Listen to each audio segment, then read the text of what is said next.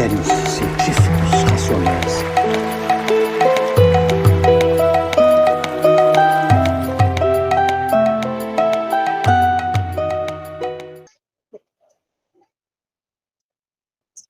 Então, vamos lá, boa noite mais uma vez, para quem está chegando agora também. Continuando com os nossos estudos, estamos ainda refletindo sobre o livro Vida e Sexo, do Espírito Emmanuel, psicografado por Francisco Cândido Xavier. Nós estamos no segundo capítulo, de título Família, e a referência é o Evangelho segundo o Espiritismo, capítulo 14, item 8. Essa é a referência que o Emmanuel utiliza para o embasamento das suas reflexões, quando ele vai desenvolver uma análise a respeito da família, uma teoria. Ele vai trazer alguns apontamentos. E aí, Emmanuel diz: há, pois, duas espécies de família. A família pelos laços espirituais e as famílias pelos laços corporais.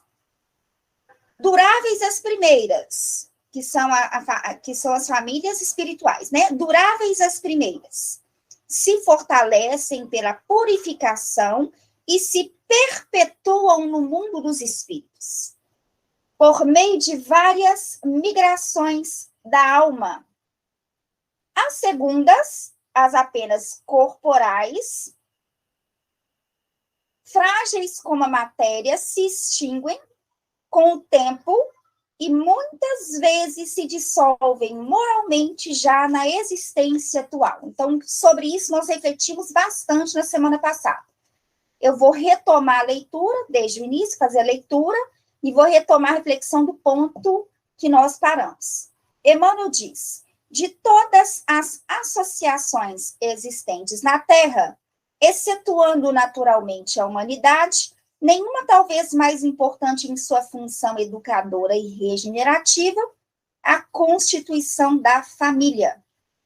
De semelhante agremiação, na qual dois seres, repetindo, da qual dois seres se conjugam, atendendo aos vínculos do afeto, surge o lar, garantindo os alicerces da civilização.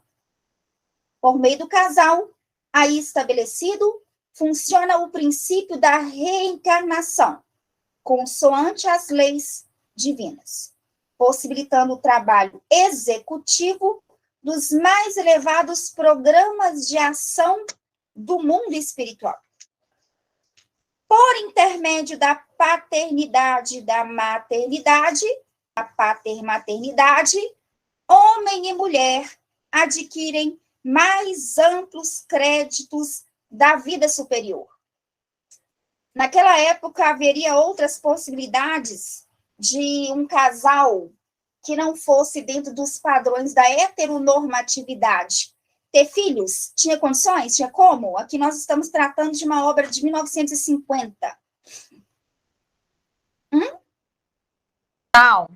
Não tinha, tá? Então, aquilo que nós falamos desde a primeira aula, necessário se levar em consideração o que se tinha na época, o que se tinha no momento. Então, o Emmanuel vai colocar para a gente que, por intermédio da paternidade e da maternidade, não quer dizer que, vamos supor, se o casal é heterossexual, eles possuem alguma dificuldade no processo da fecundação, para o processo de o casal engravidar, se eles se utilizam de um outro recurso, de um mecanismo da ciência para que isso se dê,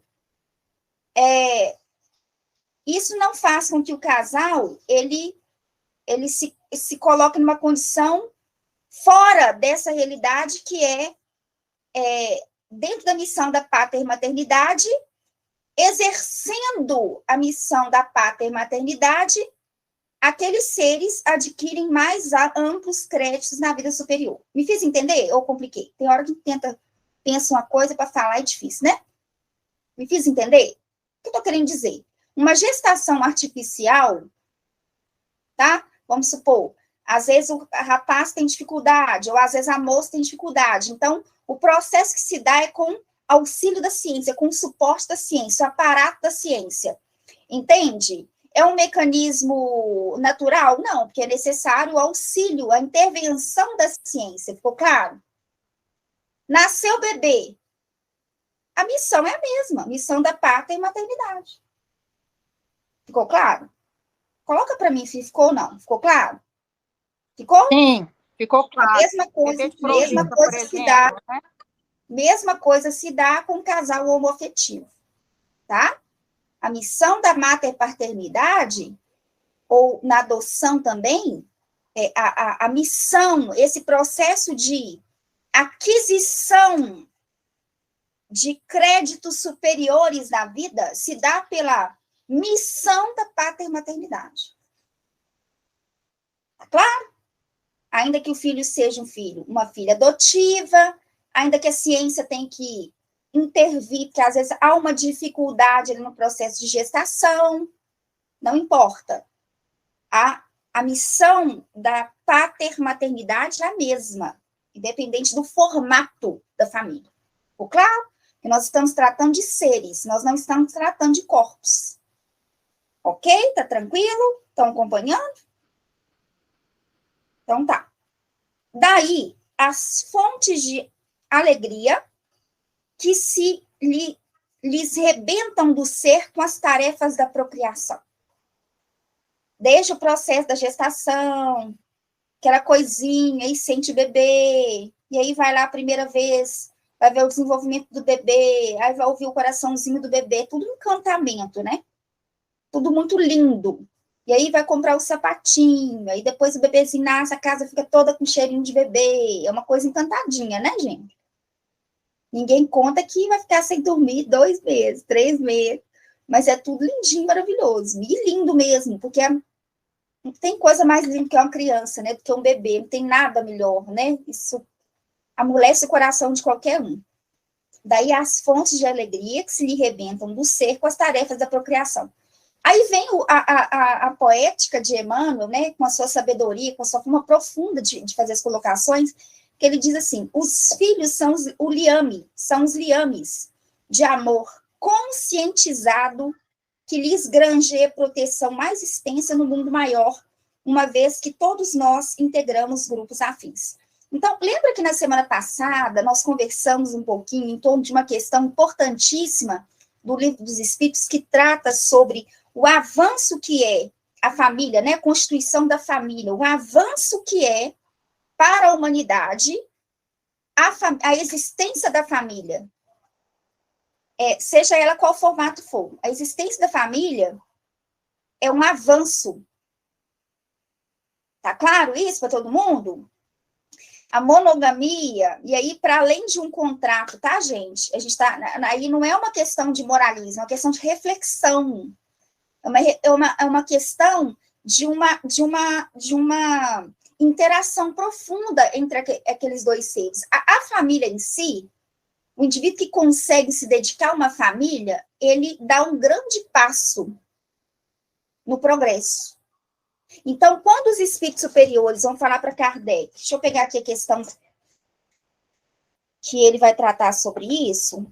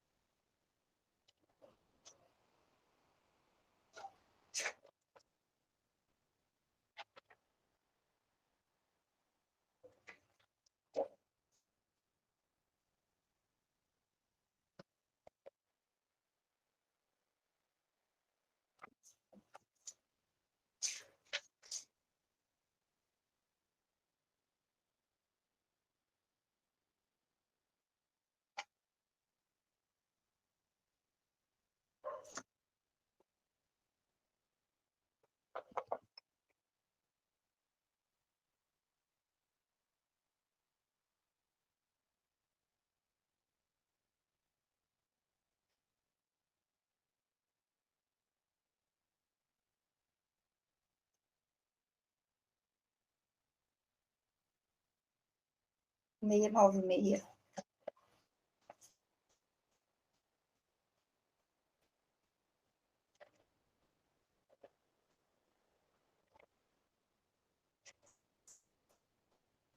Eu errei por 100. Eu fui na 595, mas é a questão 695 do Livro dos Espíritos. Dentro do capítulo, do capítulo que ele vai tratar sobre casamento e celibato. Casamento e celibato. 695. O casamento, ou seja, a união permanente de dois seres, é contrário à lei natural? Lei natural, lembrando que lei natural é lei divina. Tá claro? Então, qual que é a pergunta dele? O casamento é contrário à lei divina? Resposta dos espíritos. É um progresso na marcha da humanidade. Tá? Ó, o casamento, ou seja, a união permanente de dois seres. Tá? De dois seres. Tá claro para todo mundo? Tem que enfatizar isso, porque tem gente que lê e não entende. A união permanente de dois seres. Não é o caso hoje, se casa amanhã. Ah, vou casar, se não der certo, a gente separa. Não, é aquela união por livre vontade, por decisão do casal de fato, tá? E aí eles vão dizer que é um progresso na marcha da humanidade. Agora, veja bem uma coisa aqui que bacana. Vamos pensar lá no adolescente. Vamos voltar um pouquinho para a gente entender por que o casamento, a união permanente de dois seres, é um progresso. Veja bem, você tem lá o filho, infância, pré-adolescência, adolescência. Os pais ali suprem todas as necessidades dos filhos. Todas. A criança, ela não tem noção, né? Os pais suprem todas. Então, as atenções são voltadas para a criança.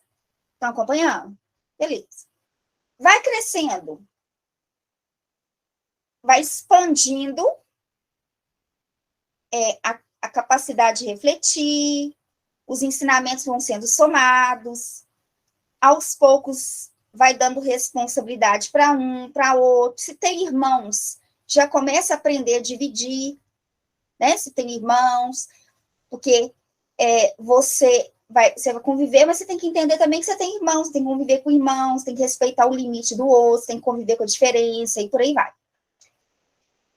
Quando o indivíduo chega na idade, numa certa idade, começa a ter um interesse, uma vontade, uma intenção de se relacionar, é quando o indivíduo vai sair de si, vai ir de encontro ao outro. Até então, veja bem, repito, eu estou levando em consideração, eu estou falando aqui, gente, de um modo geral, tá? É claro que tem criança que nem pai tem, nem mãe tem, sabe? Que o menino tem que trabalhar cedo, que a menina tem que se virar.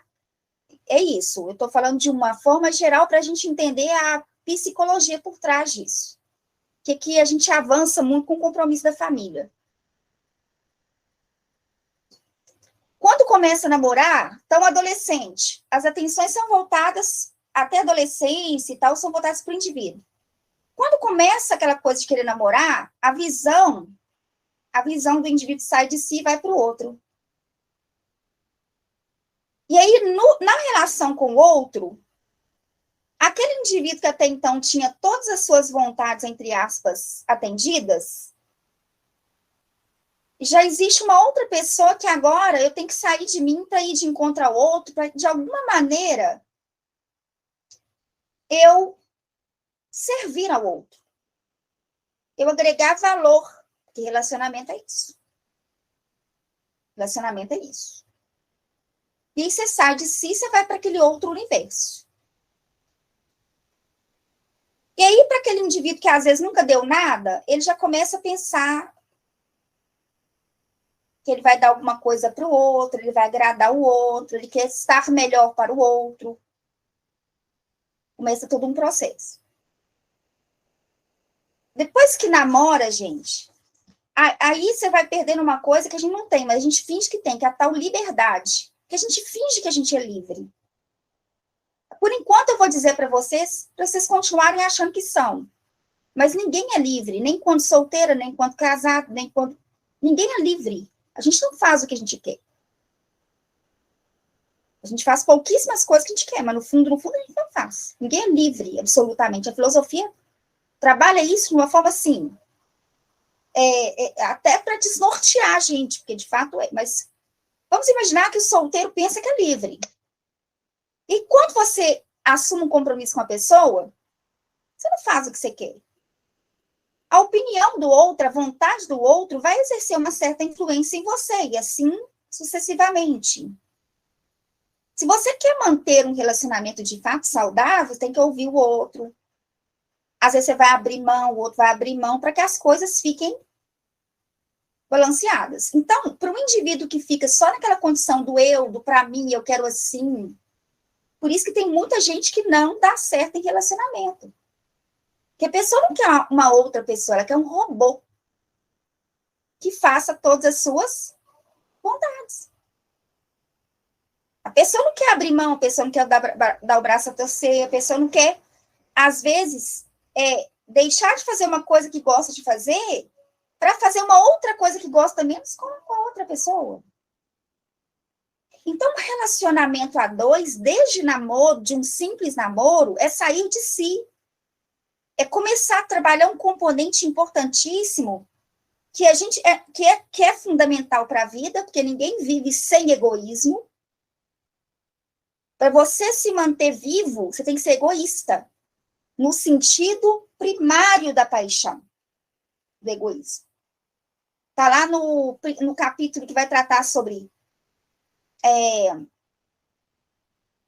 paixões e vícios,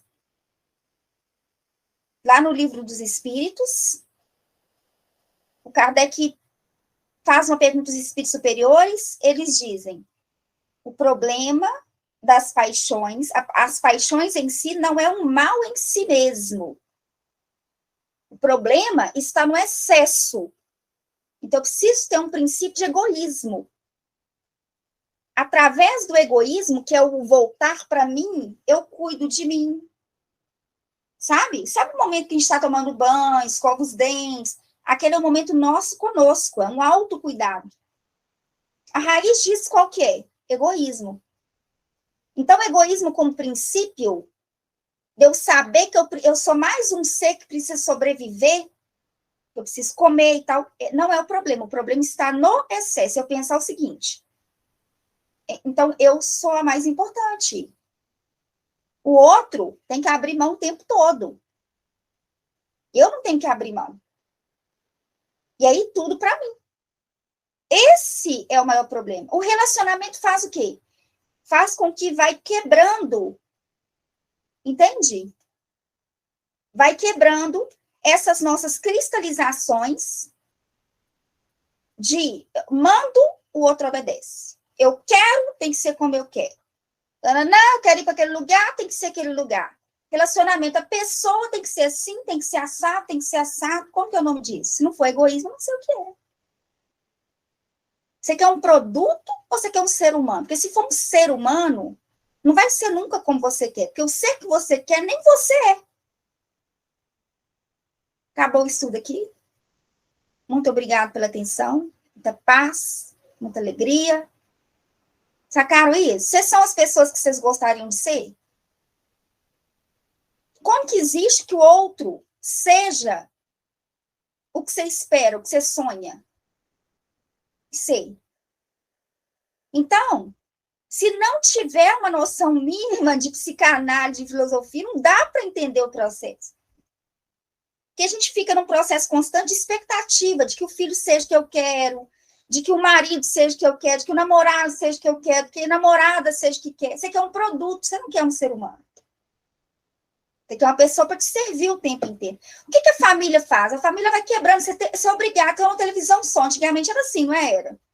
Então, a televisão, e aí, nós vamos ver o quê? A gente faz isso em casa lá. E aí? Vamos ver todas três aqui, vamos ver um negócio. Tá, o que nós vamos escolher para ver? Tem que ser só uma televisão, porque agora é o momento juntos. Isso a gente não pode perder. Ah, vamos pedir uma pizza. Então, qual que nós vamos pedir? Para atender todo mundo. A sacada é essa. O lance da família, que é uma impulsionadora do progresso, É exatamente, a gente sai da gente, a gente vai de encontro ao outro, depois a gente sai de encontro ao outro e volta para a gente de novo. E aí a gente vai, entende? Por quê? Porque nós não somos a última batatinha do pacote, que as pessoas têm que abrir mão delas, do que elas querem, do que elas gostam, para nos servir. É uma troca. Estão me fazendo entender? Então, isso começa quando? Começa no namoro. E se a gente não ensina isso para os filhos, se eles não sabem disso, eles vão tendo relacionamentos fracassados. Porque ou vão pegar pessoas que são pessoas passivas agressivas, que é o quê? O que é o passivo agressivo? É aquele que ri, mas no fundo está com vontade de te matar. É o polido, mas no fundo ele rouba a sua alma. Ele é pior que a pessoa agressiva já de cara, entende? A pessoa agressiva, você fala, não, fulano é bruto. O passivo-agressivo, não. Ele ri para você, mas ele destrói a sua vida. Então, existem pessoas que são excelentes para te iludir, para te enganar, para mostrar que são excelente partido. E aí as pessoas começam a afastar os amigos, afastar a família, e tolindo o gosto da outra. E aí, cadê aquele ser humano? Acabou. Virou uma casaca. Entende? Aquele ser humano acabou. Por quê? Porque a outra pessoa toliu, cortou, eliminou tudo que a pessoa gosta. Então, vamos imaginar, eu estou falando de namoro, não estou falando que depois de casar é o crime dental, um só para dois. E aí dá a crise, que um aperta de um jeito, o outro aperta de outro. Pergunto eu, que diferença faz? Se um aperta o creme dental de um jeito, o outro aperta do outro, entenderam? Uma briga, a briga, não é? Já pensaram as coisas bobas que briga, que destrói relacionamentos? É muita neurose, não é muita patologia, né, não? Sabe? Então, tá dando para entender mais ou menos assim a didática da vida? Vamos botar esse povo junto aí que não tem jeito. Ou eles vão progredir, ou então vão progredir. Mais ou menos assim. Só que o que está acontecendo hoje em dia? A pessoa fala assim, não, mas desgastou o relacionamento. Tá, mas desgastou por quê? Você aproveitou do relacionamento como laboratório? Para você entender onde você falhou e onde o outro falhou? Ah, mas o outro não era uma pessoa aberta para reflexão, para diálogo. Então pensasse antes de casar com fulano.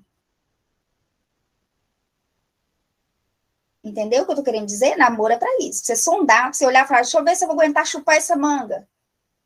Descascar esse abacaxi é antes, é no namoro. Percebe? É no namoro que você vai percebendo as características da pessoa. Essa pessoa é aberta ao diálogo, é uma pessoa que quer, que corre atrás para melhorar, em termos de, sabe? Não quer. Tem gente que, uma vez eu ouvi de uma pessoa assim, eu falei, como é que você tá e tudo? Você tem percebido, assim, mudanças em você ao longo do tempo? A pessoa, não, coisa. Era uma amiga, a gente tinha trabalhado juntos, assim.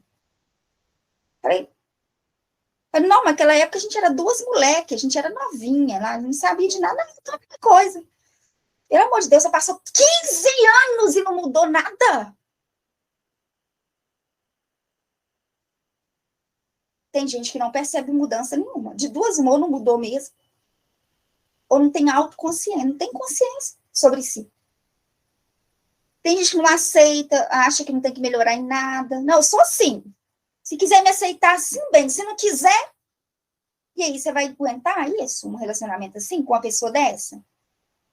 Você quer crescer, outra pessoa não quer.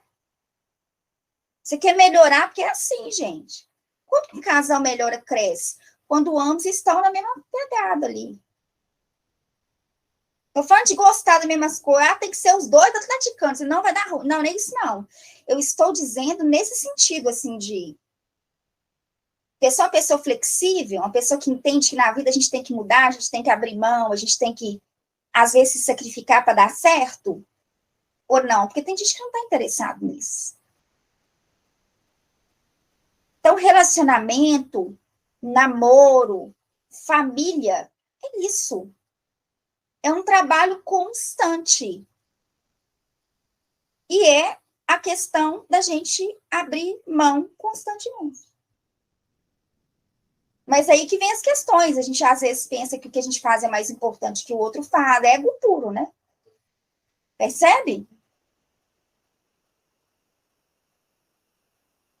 Ah, mas o outro vai jogar futebol, eu vou para casa espírita fazer caridade. Ah, parabéns para o seu ego. Então, ele é inferior, você é superior, né? Me fiz entender? Não. Tá claro? Respeito à individualidade de cada um. O mais importante é que a convivência é sempre um laboratório, onde a gente pode aprender muito. Alguém tinha levantado a mão, quem foi? Andreia, fala comigo, Andreia. É a famosa síndrome de Gabriela, né? Eu nasci assim, eu cresci assim, né? Que a gente fala, né? Ah, eu sou assim, não vou mudar de jeito nenhum. Mas, ô Rose, eu acho muito interessante porque quando você fala que tudo começa no namoro, que a gente tem que começar a ter essa percepção, é que a gente tem que ver o outro como espírito, como nós, em evolução, que veio naquela família que é diferente da nossa, né? Que veio com aqueles pais que têm outros valores, né? Que não são os mesmos que os nossos, que trazem as dores, as alegrias, iguais às nossas ou diferentes da nossa.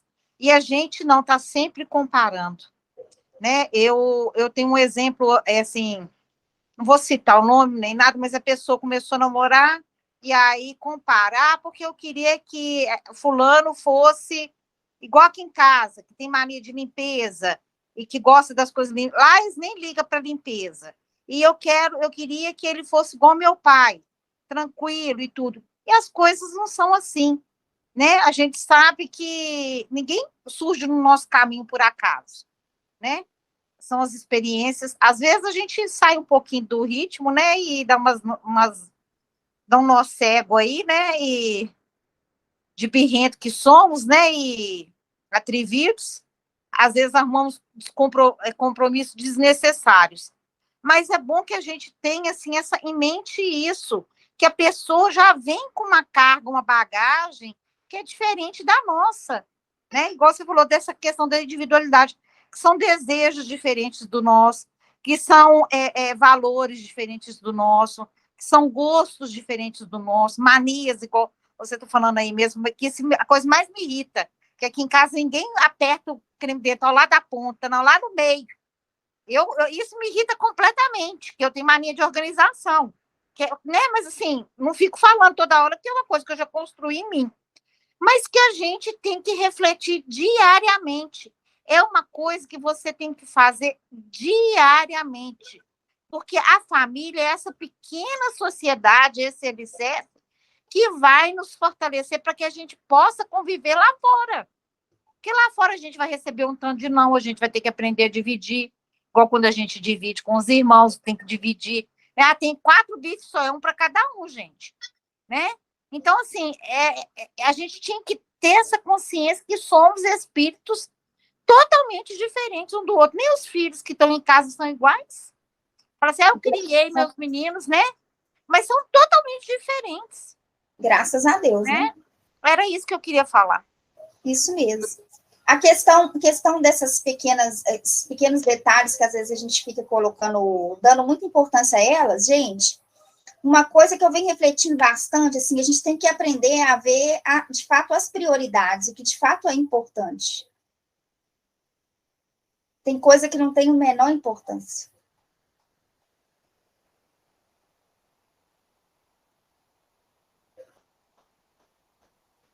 Percebem isso?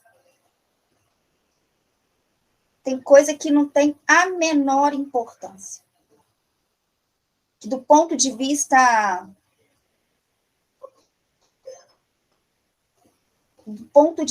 da relação, da convivência, não tem a menor importância. E às vezes a pessoa só vai perceber isso depois que acontece algo trágico.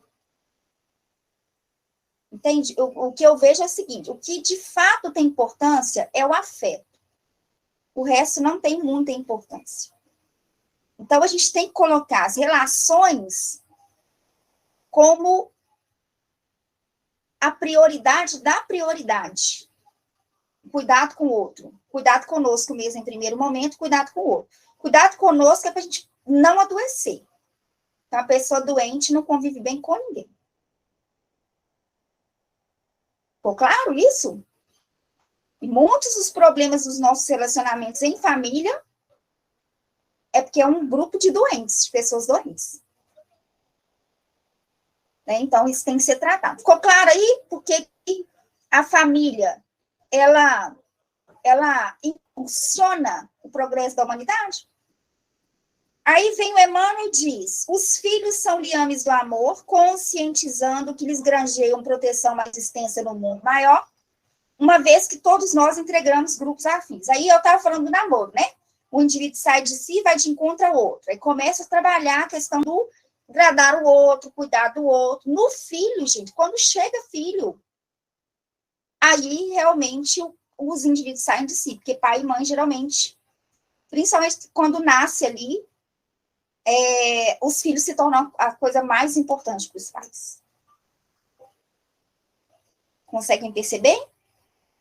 E aí a entrega, a renúncia, a dedicação, ela é total.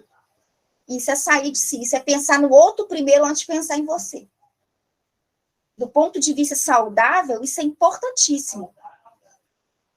Tem um item no Evangelho segundo o Espiritismo, dentro do capítulo C de Perfeitos, que fala sobre o dever. Kardec coloca assim, o dever é a obrigação de toda criatura. Primeiro consigo, depois com os outros. Aquele que cumpre o seu dever ama a Deus mais do que as criaturas e ama as criaturas mais do que a si mesmo. Eu vou repetir que isso aqui é uma receita para a gente viver uma vida saudável. Dever. O meu primeiro dever com quem? Comigo. Eu preciso me manter bem, me manter saudável. Tá claro? O meu primeiro dever sou eu. Se eu não cuido de mim, alguém vai ter que cuidar. Eu vou dar trabalho para as pessoas. Então, quem precisa cuidar de mim sou eu. Tá? Tá claro isso? Relacionamento acontece demais, não acontece? Sobrecarga. Pessoa deixa de cuidar de si, daqui a pouco o outro virou pai e mãe. Não, cada um tem que cuidar de si. No relacionamento você soma. Então, o primeiro dever da criatura é consigo. É cuidar de mim, corpo e espírito. E aí ele fala, aquele que cumpre o seu dever, ama a Deus mais do que as criaturas. Tá? Não inverte valores, não. Ama a Deus mais do que as criaturas, mas ama as criaturas mais do que a si mesmo.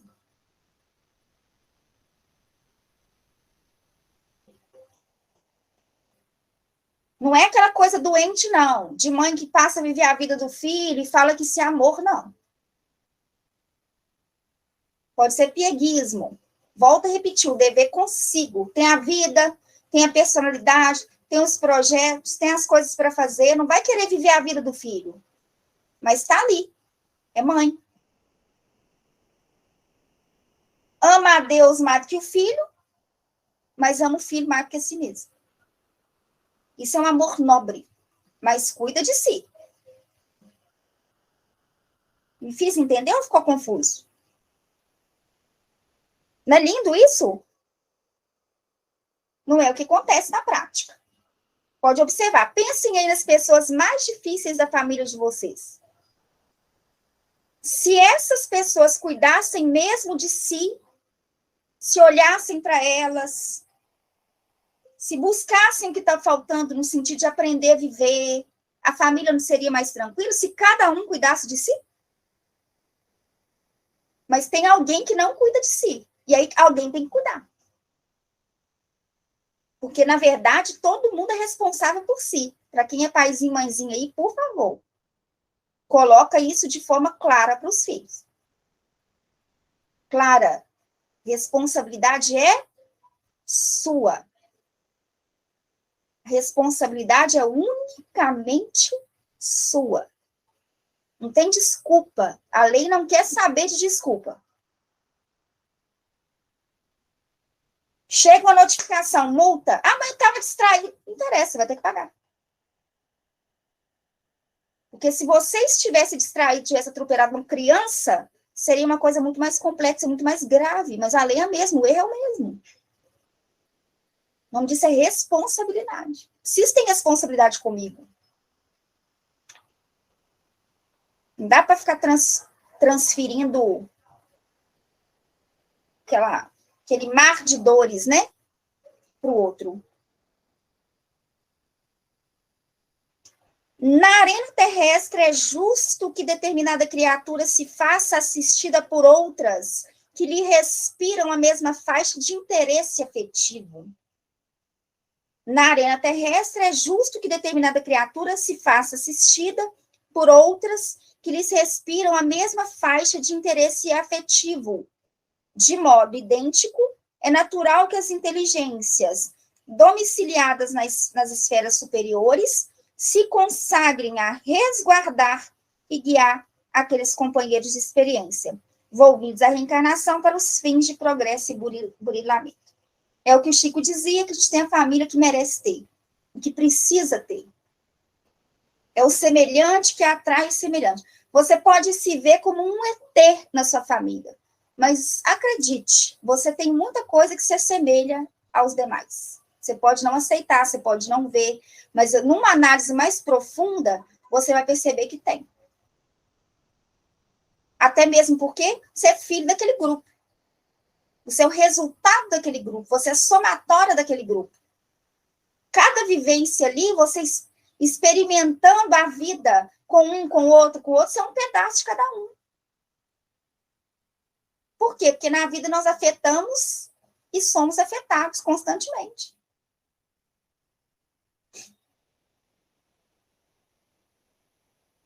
Estão acompanhando?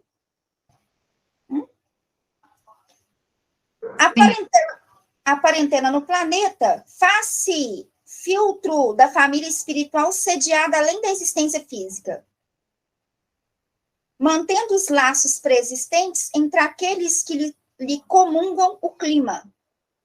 Então, o Emmanuel está fazendo um desdobramento do que ele já começou e da essência que está lá no trecho do Evangelho segundo o Espiritismo. E o que eu falei na primeira reflexão que nós fizemos também desse item. Não é para a gente ficar fixando e dizendo, olha, fulano é minha família espiritual, fulano é apenas parentela. Não, nosso dever é converter a parentela em família.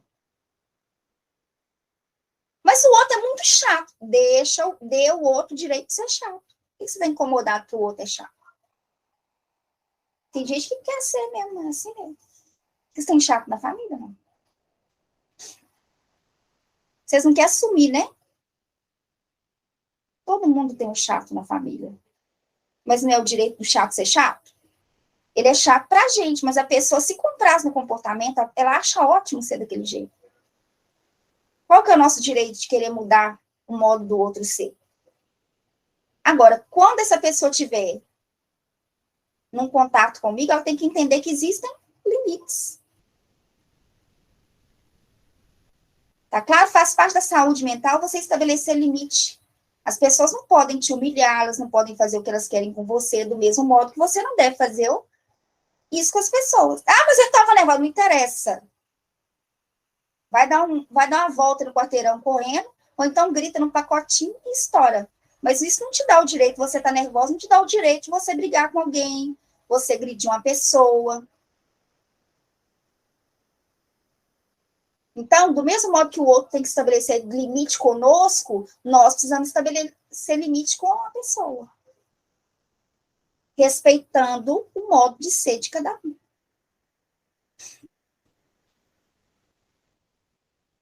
Porque às vezes a pessoa fala assim, a gente tem que respeitar o outro, mas aí o outro vai, humilha todo mundo, xinga todo mundo, ninguém fala nada. Permissivo isso. Pô, fulano, o que você está falando assim com o Beltrano aí? Não, pega leve. Tem que dar um toque na pessoa. A pessoa tem que ter noção. Não, pega lá, é respeito, você tem que respeitar.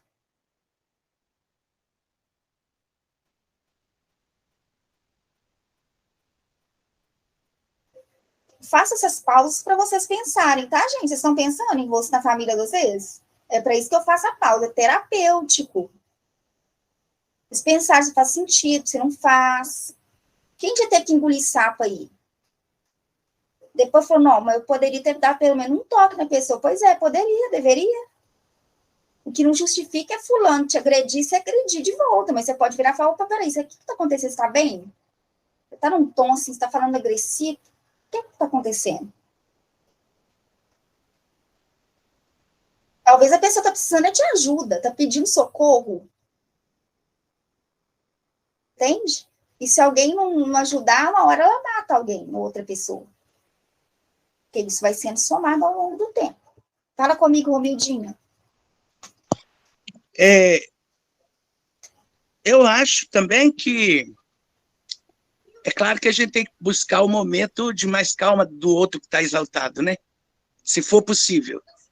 Mas é preciso que a outra pessoa saiba também onde que ela está errando, onde que ela está vacilando, onde que ela está fazendo uma leitura errada, ou compreendendo de forma completamente diferente de todo mundo. Porque eu tenho também um compromisso de ajudar aqueles que estão do meu lado. E a omissão, porque eu vejo certas citações assim, eu não falo nada, sabe, eu prefiro ficar calada. Aí eu falo assim, eu não sou tão boa assim, sinto muito. Depende, Romildo. Às Eu vezes não pode ser falo, uma não. estratégia, né? Mas às vezes Eu pode não, ser uma burrice, né? eu não Também. falo, eu procuro não falar e tenho tentado, graças a Deus, não falar, apesar de que eu tenho pouca gente para brigar, graças a Deus. Amém. Graças a Deus. Aliás, eu tenho uma pessoa só para brigar, eu e a minha filha. E com ela, a hora que eu estou falando, graças a Deus, ela me ouve. E quando não está de acordo, ela fala, mãe, mas peraí, graças a Deus a gente ainda conversa. E quando ela exalta, eu falo, opa, menos. E aí o assunto acaba ali e a gente volta a conversar na hora que dá, né? Que está todas as duas mais calma. Mas se eu não escolher um momento para conversar também com essa pessoa, claro, buscar o momento que a pessoa está mais serena, né? Porque se ela estiver nervosa, ela não vai te ouvir mesmo. Não. E aí, a hora que ela está mais serena, a gente conversa. Por que você falou aquilo? Eu não entendi, não concordo com você. Eu não entendi o que te levou a pensar daquela maneira. Por quê? Se eu não falar também, isso vale para amigo também, claro, né? Amigo, amiga e parente, mais longe, tudo mais. Convivência de trabalho. Porque senão eu também não estou ajudando o outro. Se eu ficar só na omissão, eu também não estou ajudando o outro no crescimento dele, ué. Mas veja bem. Eu não tenho compromisso de ser pelo outro, mas de dar uma dica, porque senão a gente veio junto para quê? Né? Mas tem gente que não aceita não, né, Romildo? Então, veja bem, tudo vai depender. Tem determinadas situações, por exemplo, tem gente que é bacana demais.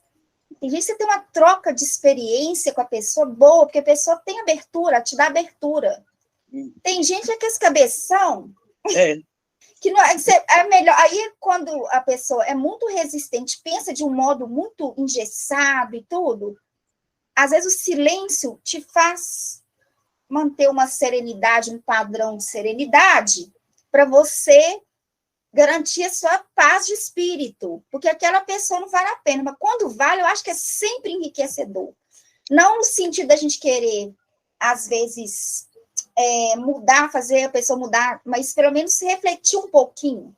Com certeza. Se a gente puder ajudar a pessoa a refletir e também estar aberto para essa pessoa fazer o mesmo conosco. Isso aí é riquíssimo. E no caso de encontrar aí uma pessoa dessa cabeça dura, ou eu sou assim, eu nasci assim, eu fiz com uma amiga assim, eu simplesmente torço para ela ser tão feliz como eu torço para minha filha. Só não quero mais conviver com ela.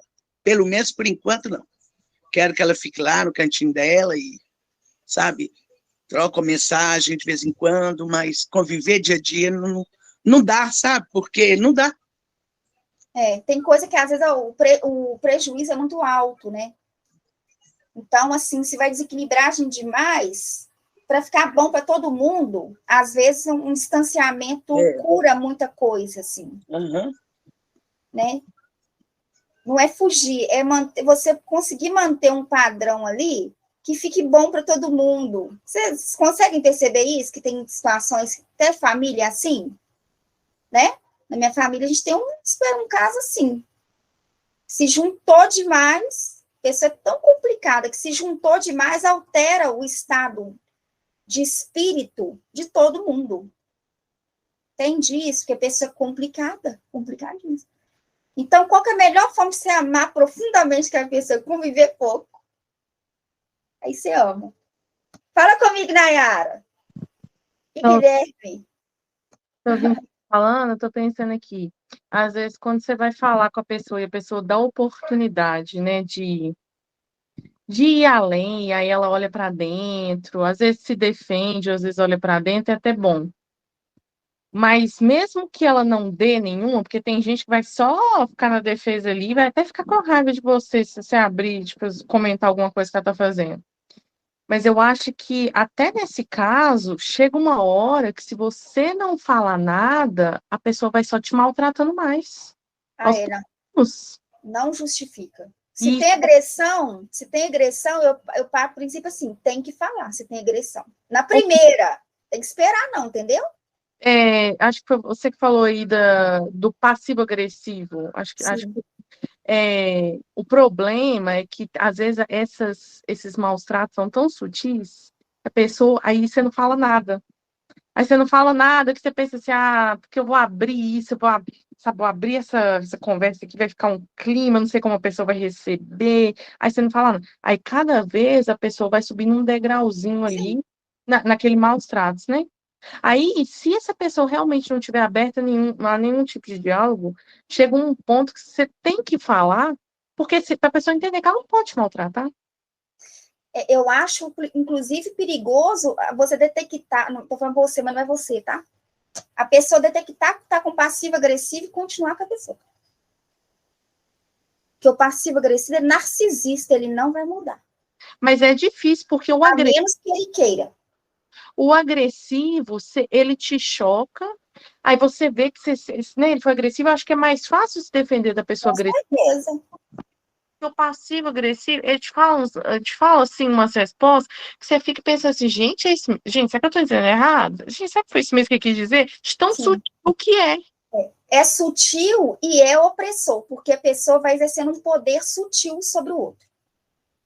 Nas mínimas coisas, assim, vai te colocar como uma pessoa fracassada. O prazer do passivo-agressivo é exercer um poder sobre o outro. Então, como uma pessoa doida, né? Como uma pessoa doida. Você tá doida, né? Nada disso que você falou. Vendo coisas, né? Então, assim, por isso que eu prefiro o bruto, eu prefiro a pessoa que ela fala a sociedade não gosta. Mas pode observar, os maiores criminosos, as pessoas mais terríveis, são os que são camuflados, são as piores pessoas. O que fala, o que pensa, esses são os melhores de lidar, porque essa pessoa já está dizendo o que pensa. Agora, um Hitler, ele manipula a massa, todo mundo fala, nossa, que genial essa ideologia. E aí, a cicatriz que deixou. Ou vocês pensam que ele chegou, que vão matar todo mundo? Não. Então, é importante a gente entender e falar assim, opa, peraí, fulano tá estranho, esse comportamento tá esquisito, vamos conversar aqui. Para você virar e dizer, aqui você não vai exercer poder sobre ninguém. Que ninguém vai exercer poder sobre ninguém. E o passivo-agressivo, um aperto de mão, você saca que ele é passivo-agressivo. Um aperto de mão, a gente se revela num aperto de mão. É difícil demais se defender do passivo, da agressividade velada. É difícil demais. Você tem que se colocar, você tem que falar para a pessoa que ali a pessoa não vai ter. Você tem que mostrar para ela que ali não. Comigo não. Até no aperto de mão você pode virar, entendeu? A pessoa vira sua mão, coloca o dedo por cima, você posiciona a mão para dizer, não, aqui não tem ninguém que manda em ninguém. Aqui é um respeitando o outro. Existem formas de você responder e a pessoa percebe. Entendeu? Quer ver uma coisa boba do passivo-agressivo que ninguém percebe? Tanto no trânsito, quanto, às vezes, você está, vamos supor, a pessoa está, você está em um determinado ambiente e o passivo-agressivo está na porta. Aí, esse passivo-agressivo vê que você está vindo lá na frente e vê que você vai passar por aquela porta. O que ele faz? Faz questão de segurar a porta. Ele poderia passar aí, você está longe, não é? Mas ele faz questão de segurar, porque você vai ter que correr. Entende? Ou, no trânsito, a pessoa para dar preferência. Uma coisa é parar por educação. A pessoa está ali atrás de você, você abre a porta, segura para passar, está atrás de você. Uma pessoa que está longe justifica você abrir a porta e ficar esperando. A pessoa vai se sentir constrangida, ela vai correr para dizer, fulano está perdendo o tempo dela comigo. É sutil, gente. O ego é terrível. O ego é como a baleia. A baleia não come um tubarão, não. A baleia se alimenta de pequenos peixes. Uma pessoa narcisista é assim. Rose do céu, é assustador, não é? Aqui, trânsito direto, eu vejo, às vezes, assim, tá longe, dá para a pessoa passar, aí o carro para ver o pedestre correr. E ainda acha que tá fazendo um bem. Entendeu? Então, assim, a gente tem que estudar muito sobre o ser humano para não se deixar levar por esse tipo de personalidade perversa. Porque até a pessoa perceber, quando essa pessoa se vê numa situação, ela já perdeu a família, os amigos todos, essa pessoa está isolada, a personalidade ela já não tem, ela deixou de existir, ela está um ser vazio, e o outro subjugando. Porque a pessoa narcisista passiva-agressiva, ela se compraz no sofrimento do outro, ela se compraz a exercer o poder sobre o outro, de que o outro faça as vontades. Depois a gente pode voltar nisso, mas essas coisas de jogar com as pessoas é mais comum do que a gente pensa. Sabe uma coisa que já fizeram muito comigo? Que eu falava assim, gente, a pessoa não para nem para pensar que ela está fazendo uma coisa tão grosseira. A pessoa, às vezes, assim, queria... Porque o dirigente, às vezes, a pessoa que faz agendamento de palestra, às vezes está aqui, ó, atolado de serviço, atolado de agenda, precisa agendar, se dispostou para agendar. Aí a pessoa vem e enche você de elogio. Depois a pessoa vai, você podia ir semana que vem, porque um expositor faltou.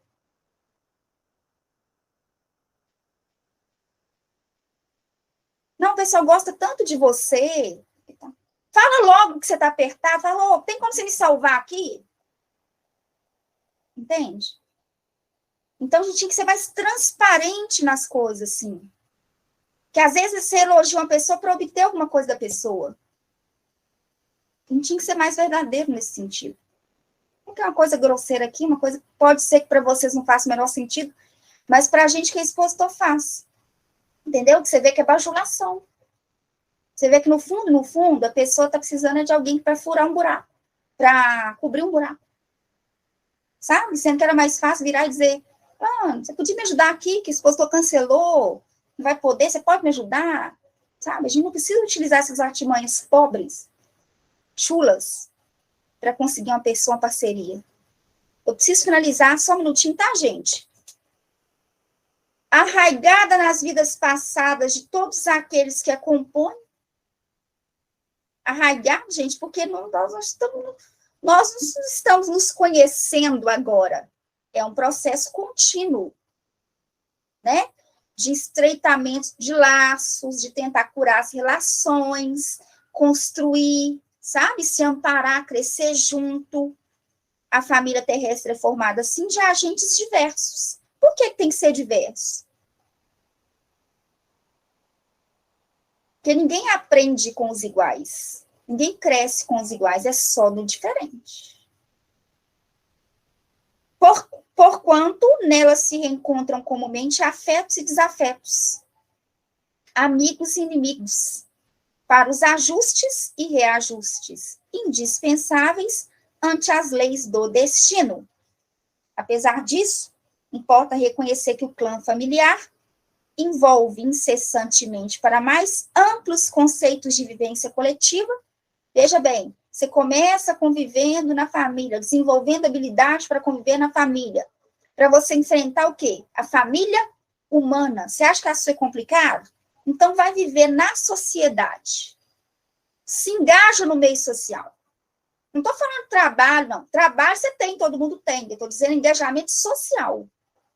Para você ver o que é desafio. Então, a família, eu preciso aprender a lidar com os diferentes no ninho familiar, para que eu consiga suportar um desafio ainda maior, que é a família.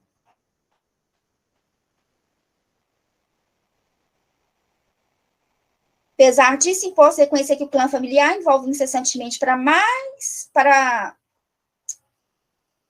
amplos conceitos de vivência coletiva sobre os ditames do aperfeiçoamento geral, conquanto se erija sempre em educandar o valioso da alma. Pode amaldiçoar a família, não, viu, gente? Nem os parentes complicados. Viu? Tem que ver isso aqui, ó. Educandar o valioso da alma. Temos, dessa forma, o Instituto Doméstico, uma organização de origem divina, em cujo seio encontramos o instrumento necessário ao nosso próprio aprimoramento para a edificação do mundo melhor. Como dizia muito bem Madre Teresa de Calcutá, uma vez perguntaram para ela: Madre, como é que nós vamos fazer para mudar a humanidade, para amar a humanidade, para transformar a humanidade? Ela disse: voltem para os seus lares e amem os seus familiares. Quer mudar, quer instaurar a paz no mundo? Ame os familiares. Porque quando você está querendo resolver uma questão muito lá, de longe, é ótimo, né? Não é? A guerra de lá, de longe, porque de lá, de longe, eu não tenho a menor... eu não tenho nada que eu possa fazer para resolver a guerra que está longe. Então, eu me envolvo com as coisas distantes, para não enfrentar as coisas que estão perto de mim. Mas, na verdade, o que a gente precisa enfrentar são as coisas que estão perto de nós.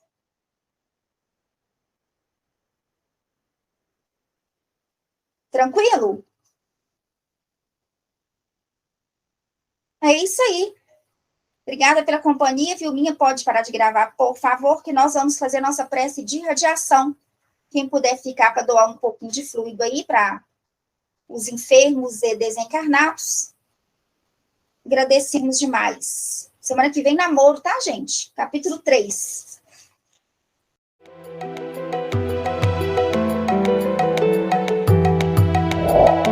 O que eu preciso é de um método, critérios científicos, racionais.